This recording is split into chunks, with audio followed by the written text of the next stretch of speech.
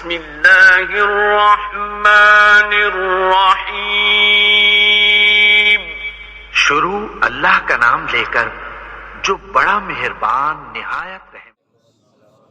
نحمده ونصلي على رسوله الكريم بسم الله الرحمن الرحيم وننزل من القرآن ما هو شفاء ورحمة للمؤمنين ولا يزيد الظالمين إلا خسارا صدق الله العظيم۔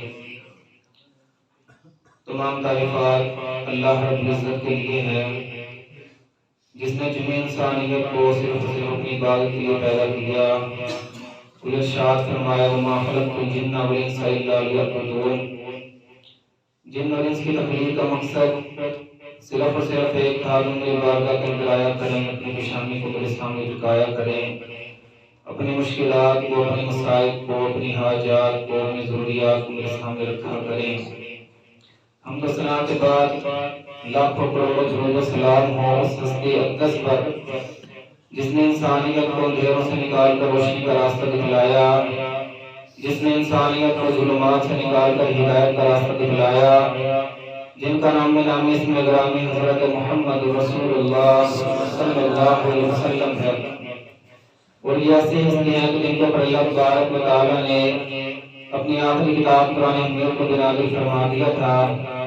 اسی کتاب اللہ میں سے میں آپ کے سامنے ایک آیت کی تلاوت کیا ہے۔ اللہ تبارک و تعالیٰ نے جتنے بھی رسول اس دنیا کے اندر مبعوث کیے، ہر رسول کے اوپر ایمان لے کر آنا یہ ہمارے لیے واجب اور ضروری ہے۔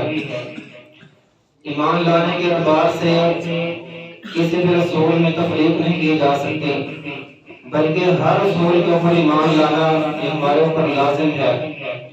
جو شخص جمیع رسولوں میں سے صرف ایک رسول کا بھی انکار کرتا ہے، ایک رسول پر بھی ایمان نہیں لے کر آتا، وہ بندہ مومن اور مسلمان نہیں ہو سکتا۔ ہاں، ترجیحات کا فرق ضرور ہے، فضیلت کا فرق ضرور ہے کہ اللہ تبارک و تعالیٰ نے جمیع رسولوں کی فضیلت ایک جیسی نہیں رکھی، بلکہ بعض کو بعض کے اوپر فضیلت دی ہے۔ اللہ تبارک و تعالیٰ نے خود اس چیز کا اعلان کیا کہ تلک الرسل فضلنا بعضهم علی بعض، کہ ہم نے رسولوں کو مبعوث کیا اور بعض رسولوں کو بعض کے اوپر فضیلت بخشی۔ تو اس اعتبار سے اگر دیکھا جائے تو اگر سارے رسول بھی اکٹھے ہو جائیں تو ہمارے آخری نبی حضرت محمد رسول اللہ صلی اللہ علیہ وسلم کی عظمت کا مقابلہ نہیں کر سکتے۔ جس طرح ہمارے نبی جمیع رسولوں سے افضل رسول ہے، تو اسی طرح جو بھی رسول اس دنیا کے اندر مبعوث کیے جاتے تھے، ہر نبی کو کوئی نہ کوئی معجزہ دیا جاتا تھا، اسی طرح ہمارے آخری نبی رسول اللہ صلی اللہ علیہ وسلم کو بھی بہت سارے معجزات سے نوازا گیا۔ جس طرح کوئی رسول ہمارے رسول کی عظمت کا مقابلہ نہیں کر سکتا، اس طرح جمیع انبیاء کے معجزات نبی صلی اللہ علیہ وسلم کے معجزات کا بھی مقابلہ نہیں کر سکتے۔ تو انشاءاللہ انہی معجزات میں سے ایک معجزہ آپ کے سامنے ذکر کرنا چاہتا ہوں، اور وہ معجزہ کیا ہے؟ وہ معجزہ قرآن مجید ہے، جو اللہ تبارک و تعالیٰ نے آسمانوں سے آمینہ کے لال حضرت محمد رسول اللہ صلی اللہ علیہ وسلم کے کلچر کے اوپر نازل کیا تھا۔ قرآن مجید کے حوالے سے سب سے پہلی بات وہ یہ ہے کہ یہ کتاب کتنی عظمت والی کتاب ہے، یہ کتنی فضیلت والی کتاب ہے کہ آسمانی کتابوں کی بات نہیں اور دنیاوی کتابوں کی بات نہیں۔ اگر دنیاوی کتابیں ساری جمع ہو جائیں اور آسمانی بھی کتابیں جمع ہو جائیں، قرآن مجید کی عظمت کا مقابلہ نہیں کر سکتی۔ اور یہ معجزہ پھر کتنا بڑا معجزہ تھا، یہ اعجاز، یہ کتنا بڑا اعجاز تھا کہ جتنے بھی انبیاء آئے اللہ تبارک و تعالیٰ ان کو ان کی قوم کی حیثیت سے معجزات بخشا کرتے تھے۔ موسیٰ علیہ السلام آئے، ایسی لاٹھی کو لے کر آئے کہ زمین کے اوپر پھینکتے اللہ کے حکم سے وہ اژدہا بن جایا کرتی تھی، اور ایسا ہاتھ لے کر آئے کہ اپنی بغل سے نکالتے اللہ کے حکم سے وہ روشن ہو جایا کرتا تھا۔ لیکن ذرا غور کیجئے گا، حضرت موسیٰ علیہ السلام اس دنیا سے رخصت ہوئے، ان کی لاٹھی بھی ساتھ چلی گئی، ان کا ید بیضا بھی ساتھ چلا گیا۔ حضرت عیسیٰ علیہ السلام اس دنیا کے اندر مبعوث کیے گئے، اللہ نے کتنے معجزات سے نوازا، جو تھے مردوں کو اللہ کے حکم سے زندہ کر دیا کرتے تھے، اسی طرح پیدائشی اندھے کو شفا یاب کر دیا کرتے تھے، اسی طرح پرندے کی شکل بناتے، اس کے اندر پھونک مارتے، اللہ تبارک و تعالی ایک جاندار پرندہ بنا دیا کرتے تھے۔ لیکن اس بات پر ذرا غور کیجئے گا، حضرت عیسیٰ علیہ السلام کو اللہ نے آسمانوں کی طرف اٹھایا، ان کا مردوں کو زندہ کرنا بھی ساتھ چلا گیا، ان کا پرندہ بنانا بھی ساتھ چلا گیا، ان کا مریضوں کو شفا دینا بھی ساتھ چلا گیا۔ لیکن جب باری آئی ہمارے آخری نبی حضرت محمد رسول اللہ صلی اللہ علیہ وسلم کی، اللہ نے ان کو ایسے معجزے سے نوازا، اللہ نے ان کو ایسے اعجاز سے نوازا کہ بڑے بڑے شاعر، بڑے بڑے آپس کے اندر عربی کے اندر مقابلہ کرنے والے، وہ ایک قرآن تو بڑی دور کی بات ہے، اس جیسی ایک کتاب تو بڑی دور کی بات ہے، 10 صورتیں تو بڑی دور کی بات ہے، ایک صورت بنانے کی سخت نہیں رکھتے تھے۔ لیکن اب ذرا غور کیجئے گا، نبی صلی اللہ علیہ وسلم کو اس دنیا سے رخصت ہوئے 14 صدیاں بیت چکی ہیں، 1400 سال بیت چکے ہیں، لیکن آپ کا معجزہ آج بھی زندہ و تبندہ ہے۔ اور یہ کتنا بڑا معجزہ تھا، جس طرح قرآن مجید خود ایک معجزہ تھا، اس طرح اس کی حفاظت بھی معجزہ تھی۔ اور قرآن مجید کی یہ بہت بڑی فضیلت ہے کہ اِنَّا نَحْنُ نَزَّلْنَا الذِّكْرَ وَإِنَّا لَهُ لَحَافِظُونَ، فرمایا ہم نے اس قرآن کو نازل کیا، ہم نے ذکر کو نازل کیا، فرمایا ہم ہی اس کی حفاظت کرنے والے ہیں۔ اللہ رب العزت نے کس طرح قرآن مجید کی حفاظت کی؟ اللہ رب العزت نے کلام اللہ سے پہلے، قرآن مجید سے پہلے اس دنیا کے اندر کئی علوم کو نازل کیا۔ اللہ نے تورات کو اتارا، اللہ نے انجیل کو اتارا، اللہ نے زبور کو اتارا، لیکن گردش دورہ کے بعد، وقت کے بیت جانے کے بعد، ان میں سے کوئی بھی علم ایسا موجود نہیں ہے جو اپنی اصلی حالت کے اندر موجود ہو، جس کے اندر کسی بھی قسم کی تحریف نہ ہوئی ہو، جس کے اندر کسی بھی قسم کی تبدیلی نہ ہوئی ہو۔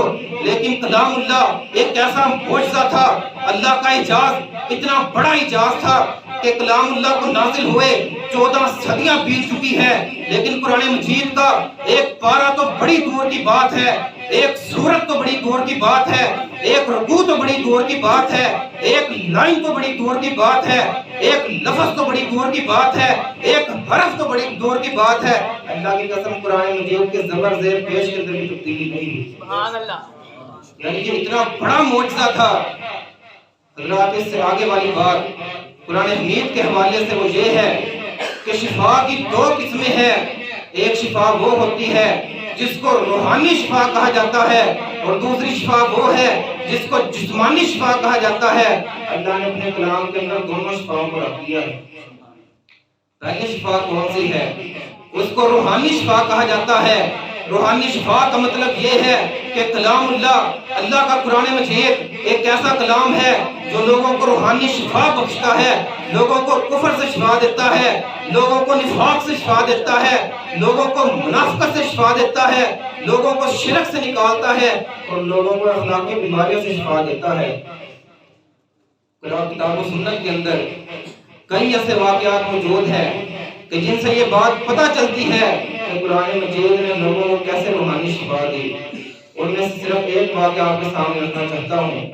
وہ واقعہ یہ ہے کہ جب مکہ کے اندر مسلمانوں کے اوپر ظلم اور ستم کیا گیا، ان کو ہجرت کے اوپر مجبور کر دیا گیا، کچھ مسلمان جو تھے وہ حبشہ کی طرف ہجرت کر کے جاتے ہیں، تو مکہ والے پراپیگنڈا کرتے ہیں، ان کے پیچھے آتے ہیں، اور جو حبشہ کا بادشاہ نجاشی تھا اس کے دربار کے اندر آ کر یہ بات کہتے ہیں کہ نعوذ باللہ ثم نعوذ باللہ، جو مسلمان ہے وہ حضرت عیسیٰ علیہ السلام کی توہین کرنے والے ہیں۔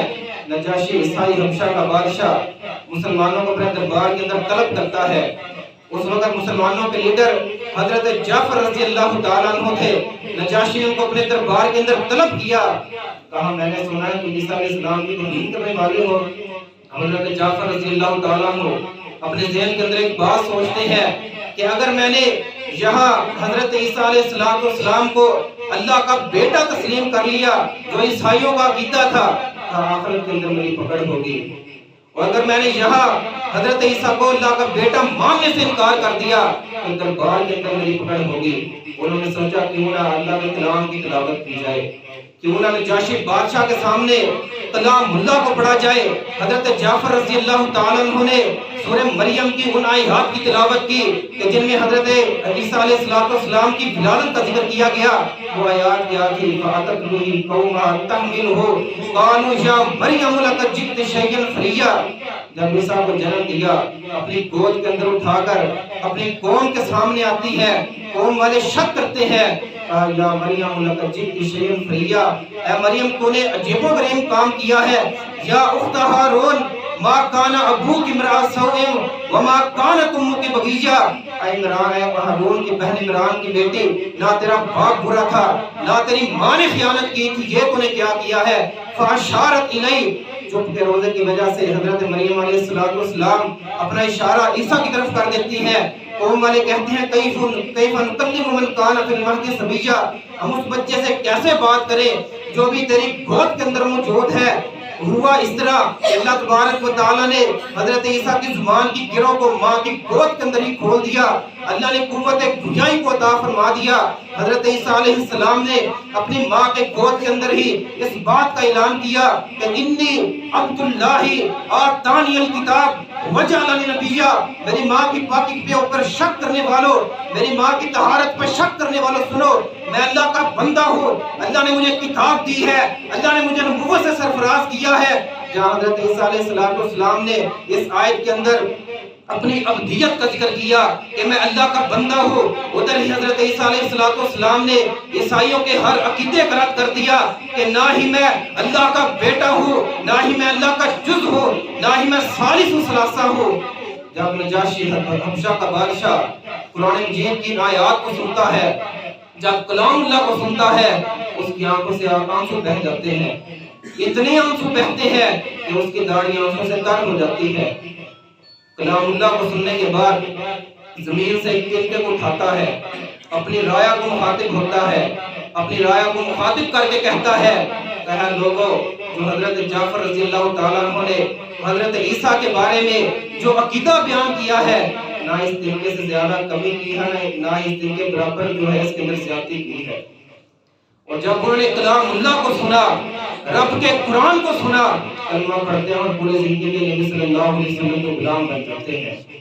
تو دیکھیں قرآن مجید نے کس طرح ایک عیسائی کو کفر سے نکال کر اسلام کے اندر داخل کیا۔ اس واقعے کو سامنے رکھتے ہوئے ایک اہم نقطہ جو آپ کے سامنے بیان کرنا چاہتا ہوں وہ یہ ہے کہ قرآن مجید کی جب آیات کی تلاوت کی گئی، انہوں نے ایک عیسائی کو کفر سے نکال کر اسلام کے اندر داخل کر دیا، لیکن آج مسلمانوں کا کیا حال ہے؟ آج ہمیں کتنی ہی آیات کے ساتھ نصیحت کی جاتی ہے، آج کتنی ہی قرآن مجید کی آیات ہمارے اوپر تلاوت کی جاتی ہے، لیکن کیا ہم قرآن مجید سے اثر قبول کرتے ہیں؟ کیا قرآن مجید کی آیات ہمارے اوپر اثر انداز ہوتی ہے؟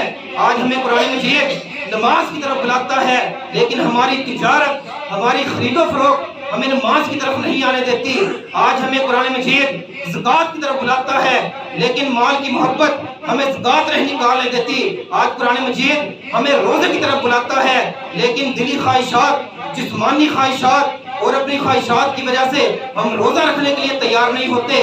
آج ہمیں قرآن مجید جھوٹ سے روکتا ہے، چوری سے روکتا ہے، غیبت سے روکتا ہے، لوگوں کے ساتھ زیادتی کرنے سے روکتا ہے، سود سے روکتا ہے، فساد فی الارض سے روکتا ہے، چغلی سے روکتا ہے، چوری اور زناکاریوں سے روکتا ہے۔ آج ہمیں قرآن مجید جو ہے ڈاکوں سے روکتا ہے، لیکن آج ہم قرآن مجید کی بات ماننے کے لیے تیار نہیں ہوتے۔ تو آج ہمیں اپنے ایمان کا جائزہ لینا چاہیے۔ تو پہلی شفا جو قرآن مجید کے اندر موجود ہے وہ روحانی شفا ہے، اور دوسری شفا وہ ہے کہ قرآن مجید اگر کوئی آدمی تلاوت کرتا ہے تو اس قرآن مجید کے ذریعے اللہ تبارک و تعالیٰ جسمانی بیماری کو دور کر دیتے ہیں۔ ابو سعید خدری رضی اللہ تعالیٰ عنہ مشہور واقعہ آپ نے سنا ہوا ہوگا، اس کا خلاصہ آپ کے سامنے رکھتا ہوں کہ ایک قبیلے کے سردار کو ایک بچھو ڈس لیتا ہے۔ ابو سعید خدری رضی اللہ تعالیٰ عنہ سورہ فاتحہ کے ساتھ دم کرتے ہیں، اللہ کے حکم سے وہ بندہ شفایاب ہو جاتا ہے۔ اور اس طرح نبی صلی اللہ علیہ وسلم کی حدیث ہے، عائشہ صدیقہ طاہرہ مطہرہ رضی اللہ تعالیٰ عنہ بیان کرتی ہے کہ نبی صلی اللہ علیہ وسلم جب بیمار ہوا کرتے تھے تو سورہ فلق اور ناس کی تلاوت کرتے، اپنے ہاتھ کے اوپر پھونک مار کر پورے جسم کے اوپر ملا کرتے تھے۔ اور آگے وہ بیان کرتی ہے اگر نبی صلی اللہ علیہ وسلم کی بیماری بڑھ جایا کرتی تھی، آپ شدید بیمار ہوتے تھے، تو آپ کی بیوی عائشہ کہتی ہیں کہ میں سورہ فلق اور ناس کی تلاوت کرتی اور آپ کے ہاتھ کے اوپر پھونک مار کر آپ کے جسم کے اوپر بنا کرتی تھی۔ تو قرآن حمید کے اندر دونوں طرح کی شفا موجود ہے۔ کلام اللہ قرآن مجید آدمی کو روحانی شفا بھی بخشتا ہے اور اس طرح آدمی کو جسمانی شفا بھی بخشتا ہے۔ تو اس سے آگے والا مرحلہ یہ ہے کہ جب قرآن مجید کی اتنی اہمیت ہے اور اس کی اتنی زیادہ فضیلت ہے، پھر مسلمان ہونے کی حیثیت سے، ایک مومن ہونے کی حیثیت سے ہمارے اوپر قرآن مجید کے کچھ حقوق جو ہے عائد ہوتے ہیں، جن کو پورا کرنا ہر مسلمان کے اوپر لازم ہے، جن کو پورا کرنا ہر مومن کے اوپر فرض ہے۔ چلا چند حقوق آپ کے سامنے رکھ کے اجازت چاہتا ہوں۔ قرآن مجید کا سب سے پہلا حق یہ ہے کہ اس کی زیادہ سے زیادہ تلاوت کی جائے، اور یہ بھی بات اپنے ذہنوں میں رکھیے کہ جو شخص ان حقوق کو ادا کرتا ہے، اللہ کی قسم اتنا اجر ملتا ہے کہ آدمی سوچ بھی نہیں سکتا۔ سب سے پہلا حق یہ ہے کہ قرآن مجید کی تلاوت کی جائے، اس کو زیادہ سے زیادہ پڑھا جائے۔ فوائد کیا ہوں گے؟ آدمی ایک حرف کلام اللہ سے پڑھتا ہے، اللہ 10 نیکی اس کے نام ایمان میں لکھتے ہیں۔ من قرأ حرفا فی کتاب اللہ فلہ بہ حسنۃ والحسنۃ بعشر امثالھا، جو کتاب اللہ سے ایک حرف کی تلاوت کرتا ہے اس کے نامہ اعمال کے اندر 10 نیکیوں کو لکھ دیا جاتا ہے۔ اور فرمایا میں الف لام میم کو ایک حرف نہیں کہتا بلکہ یہ 3 حروف ہے۔ فرمایا الف یہ الگ حرف ہے، لام الگ حرف ہے اور میم الگ حرف ہے، یعنی الف لام میم کو پڑھنے سے 10 نیکیاں نہیں بلکہ 30 نیکیاں نامہ اعمال کے اندر لکھ دی جاتی ہیں۔ اور نبی صلی اللہ علیہ وسلم نے فرمایا کہ اقرأوا القرآن اقرأوا القرآن فإنه يأتي يوم القيامة شفيعا لأصحابه، اور میں قرآن مجید کی تلاوت زیادہ سے زیادہ کیا کرو، اس کی زیادہ سے زیادہ اس کو پڑھا کرو، قیامت کا دن ہوگا یہ اپنے پڑھنے والوں کے لیے سفارش بن کے کھڑا ہو جائے گا۔ اور اگر روایات کو ملایا جائے، اگر روایات کو اکٹھا کیا جائے تو یہ خلاصہ یہ نکلتا ہے کہ جب قرآن مجید سفارش کرے گا، اللہ اس کی سفارش کو قبول بھی کریں گے اور بندے کو جنت کے اندر داخل کر دیا جائے گا۔ دوسرا حق قرآن مجید کا ہمارے اوپر یہ عائد ہوتا ہے کہ جو ہم تلاوت کر رہے ہیں، جو ہم حصہ قرآن مجید سے پڑھ رہے ہیں، تو اس کی تعلیم بھی ہمیں حاصل کرنی چاہیے۔ ہمیں پتہ ہونا چاہیے کہ قرآن مجید کے اندر ہمارے لیے کیا پیغام موجود ہے، قرآن حمید ہمیں کیا پیغام دے رہا ہے۔ لیکن آج امت مسلمہ اس حق کو ادا کرنے سے بہت زیادہ قاصر ہے، بہت زیادہ سستی کا شکار ہے۔ دکھ کی بات یہ ہے کہ آج امت مسلمہ نے کتاب و سنت کو پس پش ڈال دیا ہے، اس کی تعلیم کو حاصل کرنے کے لیے آج باہر نہیں نکلتی۔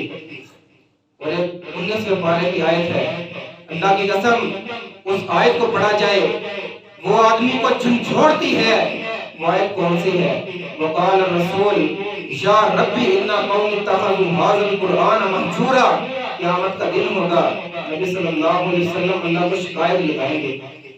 آج ہمیں صرف سفارش کا بتایا جاتا ہے کہ نبی صلی اللہ علیہ وسلم ہماری قیامت والے دن سفارش کریں گے، اگر سفارش نہیں شکایت بھی کریں گے۔ وقال الرسول یا ربی ان قوم اتخذوا هذا القرآن مہجورا، رسول اللہ کو شکایت لگائیں گے کہ دنیا کے اندر میری قوم نے قرآن کو چھوڑ دیا تھا، میری قوم نے قرآن کو پس پش ڈال دیا تھا۔ آج امت مسلمہ نے کس طرح پس پش ڈالا ہے؟ آج ہماری نوجوان نسل دنیاوی تعلیم کے اندر اتنا گھس چکی ہے، اور ہم بار بار یہ بات کہتے ہیں کہ دنیاوی تعلیم کو حاصل کرنا یہ کوئی بری بات نہیں ہے، لیکن معاملہ اس وقت خراب ہوتا ہے کہ جب دنیاوی تعلیم کے اندر اتنا جو ہے گھس جاتی ہے کہ کتاب و سنت کے جو بڑے بڑے احکامات ہوتے ہیں، جو فرائض ہوتے ہیں، آج لوگ ان سے بھی غافل ہوتے ہیں۔ آج ہماری نوجوان نسل جب اتنے سال دنیاوی تعلیم کو حاصل کرنے کے بعد جب ڈاکٹر بن کے گھر آتی ہے، جب انجینئر بن کے گھر آتے ہیں، شادی بھی ہو جاتی ہے، ان کے بچے بھی ہو جاتے ہیں، لیکن دینی حالت یہ ہوتی ہے کہ غسل کرنے کا طریقہ بھی پتہ نہیں ہوتا، وضو کرنے کا طریقہ بھی پتہ نہیں ہوتا، نماز کا ہمیں طریقہ بھی پتہ نہیں ہوتا۔ حضرات یہ حالت بہت سنگین ہے۔ اور آج ایک سوچ جو آج ہمارے ذہنوں کے اندر موجود ہے، اور اس سوچ کی طرف آپ کی توجہ مبذول کروانا چاہتا ہوں، اتنی گندی سوچ اور اتنی گھٹیا سوچ ہمارے ذہنوں کے اندر جو آج موجود ہے وہ یہ ہے کہ آج اکثر لوگ قرآن مجید کی تعلیم اپنے بچوں کو محض اس وجہ سے حاصل نہیں کرواتے. آج اپنے بچوں کو قرآن مجید حفظ صرف اس وجہ سے نہیں کرواتے. سوچ کیا ہوتی ہے کہ ہمارے بچے بڑے ہو کر کہاں سے کھائیں گے, ہمارے بچوں کا رزق کہاں سے آئے گا. حضرات یہ کیسی سوچ ہے, ذرا غور کیجئے گا. وہ اللہ جو علی کل شیء قدیر ہے, وہ اللہ جو خیر الرازقین ہے, وہ اللہ جس نے فرعون کو بھی رزق دیا, وہ اللہ جس نے قارون کو بھی رزق دیا, وہ اللہ جس نے حامان کو بھی رزق دیا, وہ اللہ جو کافروں کو بھی رزق دینے والا ہے, وہ اللہ جو منافقوں کو بھی رزق دینے والا ہے, وہ اللہ جو مجوسیوں کو بھی رزق دینے والا ہے, وہ اللہ جو یہودیوں کو بھی رزق دینے والا ہے, وہ اللہ جو عیسائیوں کو بھی رزق دینے والا ہے, وہ اللہ جو اپنے باغیوں کو بھی رزق دینے والا ہے, وہ اللہ جو اپنے نافرمانوں کو بھی رزق دینے والا ہے, وہ اللہ جو جنوں کو بھی رزق دینے والا ہے, وہ اللہ جو سمندر میں موجود مچھلیوں کو بھی رزق دینے والا ہے, وہ اللہ جو پتھر کے پیچھے چھپے ہوئے کیڑے کو بھی رزق عطا کرنے والا ہے, وہ اللہ جو جنگلات کے اندر درندوں کو بھی رزق دینے والا ہے. کیا وہ اللہ ان لوگوں کو رزق نہیں دے گا جو دین کا علم حاصل کریں گے؟ آج ہم ان کے رزق کی فکر کرتے ہیں کہ ان کا رزق کہاں سے آئے گا, یہ کہاں سے کمائیں گے. ایک نقطہ یہ ہے, اللہ کی قسم آج ہم ان کے رزق کی بات کر رہے ہیں, ان کے رزق کی فکر مت کرو. اللہ تبارک و تعالی ان کی وجہ سے دوسروں کو بھی رزق دیتے ہیں. اور یہ بات اپنی طرف سے نہیں کی. نبی صلی اللہ علیہ وسلم کی حدیث, نبی صلی اللہ علیہ وسلم کے دور میں دو بھائی تھے. ایک بھائی نبی صلی اللہ علیہ وسلم کی خدمت میں آتا, مجلس کے اندر آتا, دینی تعلیم کو حاصل کیا کرتا تھا, اور دوسرا بھائی کاروباری تھا. کاروباری بھائی نبی صلی اللہ علیہ وسلم کے پاس تشریف لاتا ہے اور آ کر نبی صلی اللہ علیہ وسلم کے سامنے شکایت کرتا ہے کہ میں کاروبار کرتا ہوں, میرا بھائی میرے ساتھ ہاتھ نہیں اٹھاتا, یہ میرے ساتھ کاروبار نہیں کرتا. نبی صلی اللہ علیہ وسلم نے کیا الفاظ فرمائے تھے؟ کہا تمہیں بھی اس جو دین کا علم حاصل کر رہا ہے اسی بھائی کی وجہ سے رزق دیا جا رہا ہے. حضرات جن لوگوں کی وجہ سے, جن لوگوں کی برکت سے اللہ تبارک و تعالیٰ دوسروں کو بھی رزق عطا کرے, کہ اللہ ان کو رزق نہیں عطا کرے گے. آج ہماری کیسی سوچ بن چکی ہے. آج ہم نے رزق کی وجہ سے, اپنے پیٹ کی وجہ سے آج ہم نے قرآن مجید کو بس پوچھ ڈال دیا ہے. اور حضرت علامہ محمد اقبال رحمت اللہ علیہ کا بہت ہی پیارا شعر اس حوالے سے ہے. وہ شعر کیا ہے؟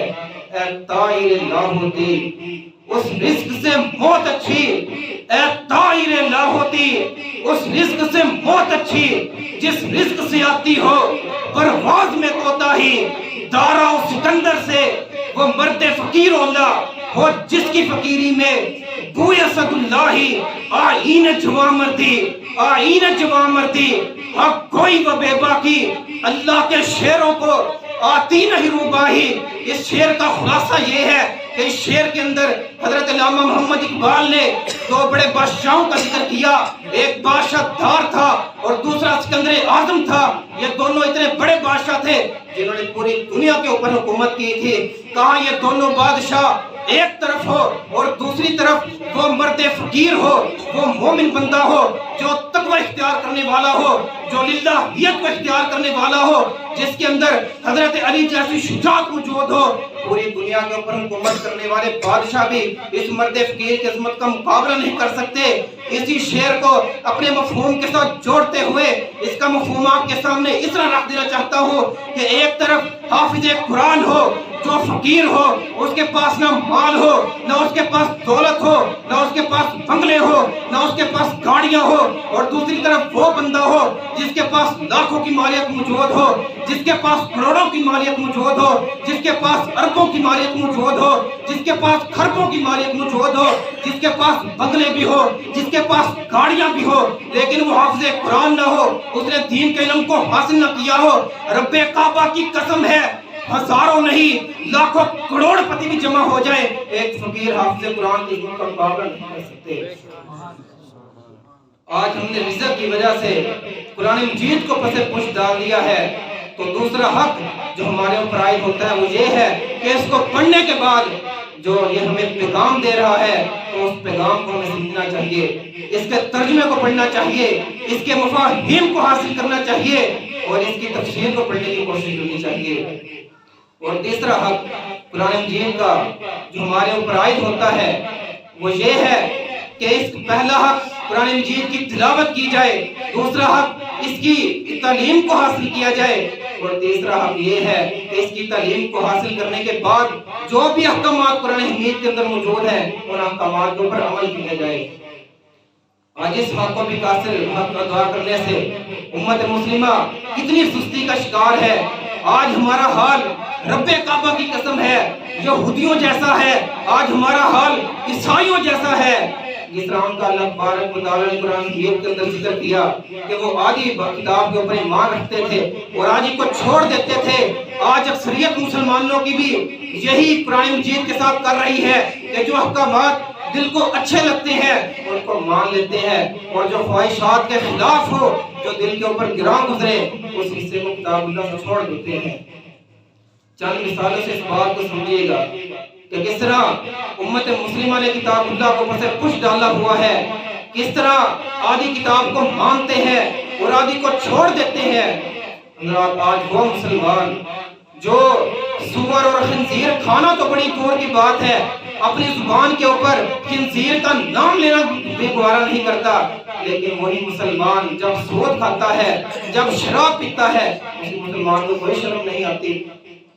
آج وہ مسلمان جو قبلے کی طرف منہ کر کے تھوکتا نہیں ہے، آج وہ مسلمان جو قبلے کی طرف اپنی ٹانگوں کو نہیں کرتا، آج وہ مسلمان جو قبلہ کی طرف منہ کر کے قضائے حاجت نہیں کرتا، لیکن آج اسی مسلمان کو نماز سے کوئی سروکار نہیں ہے۔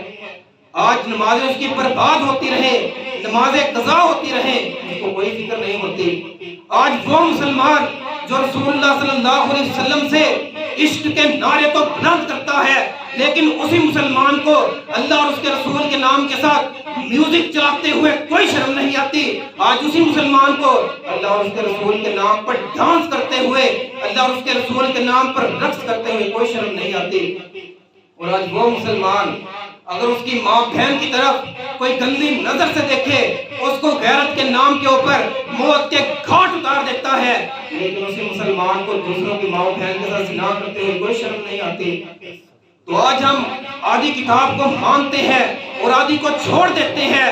اگر ہمارا رویہ یہی رہا کہ ہم آدھی کتاب کو مان لیں گے، آدھی کو چھوڑ دیں گے، اللہ کا واضح اعلان قرآن حمید کے اندر موجود ہے، اَفَتُؤْمِنُونَ بِبَعْضِ الْكِتَابِ وَتَكْفُرُونَ بِبَعْضٍ فَمَا جَزَاءُ مَن يَفْعَلُ ذَلِكَ مِنكُمْ إِلَّا خِزْيٌ فِي الْحَيَاةِ الدُّنْيَا وَيَوْمَ الْقِيَامَةِ يُرَدُّونَ إِلَى أَشَدِّ الْعَذَابِ وَمَا اللَّهُ بِغَافِلٍ عَمَّا تَعْمَلُونَ۔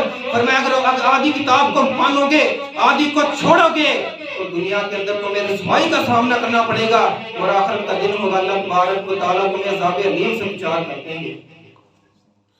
تو یہ تیسرا حق ہمارے اوپر عائد ہوتا ہے کہ اس کتاب اللہ کے حقوق کو دعا کیا جائے، اس کی تعلیم کو حاصل کرنے کے بعد جو بھی مسئلہ ہمارے علم کے اندر آ جائے اس کے اوپر عمل بھی کیا جائے۔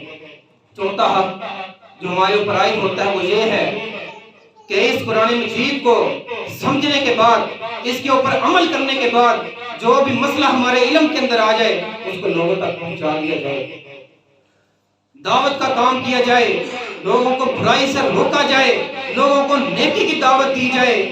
اس حق کو ادا کرنے کے اندر اتنا اجر ہے کہ آدمی سوچ بھی نہیں سکتا۔ اور آج ہمیں ایک نقطے کی بات ہے، ہمیں سوچنا چاہیے کہ ہم نے اس دنیا کے اندر زندگی گزارنے کے بعد 50 سال کے بعد، 60 سال کے بعد، 20 اور 30 سال کے بعد جتنی بھی زندگی ہم نے چلے جانا ہے، ہمیں سوچنا چاہیے ہم نے آگے قبر کے لیے کیا بھیجا ہے، ہم نے آخرت کے لیے آگے کیا بھیجا ہے۔ اللہ کے قسم آدمی ایک بندے کی بھی اصلاح کر دے، نبی صلی اللہ علیہ وسلم نے فرمایا وہ اس کے لیے 100 خونٹوں سے بہتر ہے۔ اور نبی صلی اللہ علیہ وسلم نے اپنی امت کسی بات کے اوپر تربیت کی تھی۔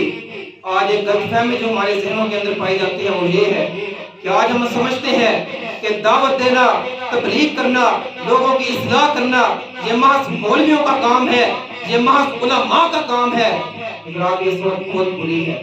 کتاب و سنت کا مطالعہ کیا جائے تو یہ بات بالکل کلیئر کٹ ہو کے سامنے آ جاتی ہے کہ دعوت کا کام کرنا، لوگوں کی اصلاح کرنا یہ امت مسلمہ کے ہر فرد کے اوپر لازم ہے۔ نبی صلی اللہ علیہ وسلم کی حدیث فرمایا من رأى منکم منکرا فلیغیرہ بیدہ، تم میں سے جو بھی بندہ برائی کو دیکھتا ہے، فحاشی کو دیکھتا ہے، کسی منکر چیز کو دیکھتا ہے تو اسے اپنے ہاتھ سے روکنے کی کوشش کرے۔ تو اس حدیث کے اوپر اگر غور کیا جائے، اس حدیث کے اندر نبی صلی اللہ علیہ وسلم نے یہ نہیں فرمایا کہ صرف علماء برائی کو روکے، صرف امام مسجد برائی کو روکے، صرف اور صرف مولوی برائی کو روکے۔ فرمایا تم میں سے جو بھی بندہ برائی کو دیکھتا ہے اگر استطاعت ہے تو ہاتھ سے روکنے کی کوشش کرے۔ اگر ہاتھ سے روکنے کی استطاعت نہیں ہے اپنی زبان سے روکنے کی کوشش کرے، اگر زبان سے روکنے کی استطاعت نہیں ہے کم از کم اس برائی کو اپنے دل کے اندر برا جانے۔ اور حضرات اگر ہم اپنے اسلاف پر غور کرتے ہیں، انہوں نے دین اسلام کے لیے، اس کی دعوت کے لیے کتنی قربانیوں کو دیا، حتیٰ کہ انہوں نے اللہ کے راستے کے اندر اپنی جانوں کو لٹا دیا۔